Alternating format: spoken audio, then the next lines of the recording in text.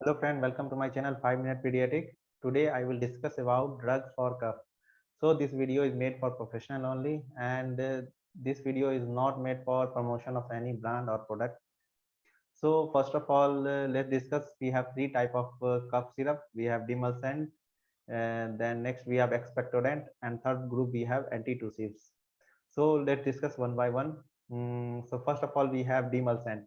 So actually, Demulcent best act on dry cough that originate from throat. The main mechanism of action that Demulcent soothes the inflamed, irritant throat, and it inhibits impulses arises from the inflamed throat. So we have lozenges, glycerin linctus containing syrup. Next drug we have expectorant. Expectorant we have mucokinetics. We have main mechanism is it increase bronchial secretion or reduce its viscosity. So it can be easily removed by expectorating. So we have two group here. First of all, we have bronchial secretion enhancer. So we have four drug here. Only single guanifacine is FDA approved. Rest are not approved due to side effect.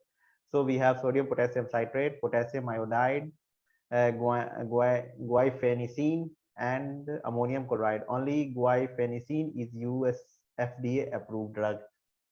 Other we have mucolytic. So we have bromhexine. It is alkaloid and it breaks thick copious secretion so that it can be easily expectorated. So it is better used in mucus plug. Next drug we have Ombraxal. It has similar mechanism of action as of bromoxine.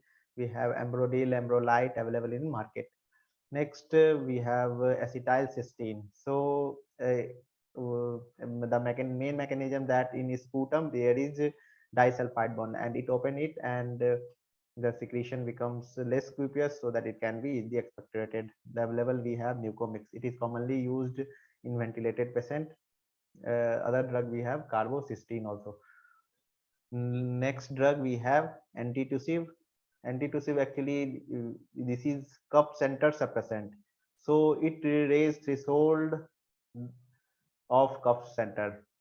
So we have opioids or non-opioids.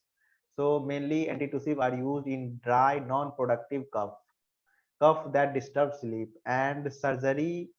If there is a cough and you have to suppress cough for surgery like piles hernia or ocular surgery, so we use drugs, cough and suppressant. So we have opioids, codeine and folcodeine. So codeine, it suppresses cough for 6 hours. Folcodeine has longer duration, it suppresses cough for 12 hours. But codeine has certain side effect like constipation, and it higher doses it even suppress our respiratory drive. So it is also is contraindication in asthmatic patient. Next drug we have non-opioids. So these have non-dependency, non-addicting property, non-opioids. So noscapine and dextromethorphan. Noscapine it is better used in spasmodic cough, and dextromethorphan other we have also. Next drug we have antihistaminic that used as a cough center suppressant. So we have H1 blocker, anticholinergic. It has anticholinergic plus sedative effect, and it has no expectorant property. So we have chlorpheniramine, diphenhydramine, and promethazine. So better it is used in cough arise due to allergy. Other last group we have peripherally acting drug. So it acts on cough that arise from bronchial origin. So mechanism of action is it desensitizes pulmonary stress receptor and reduce tussle impulse.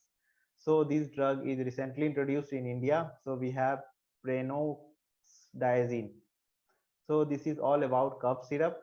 So you have to choose which cough syrup to be used in dry cough, and which cough syrup to be used in wet cough, or and which cough to be used when there is copious secretion.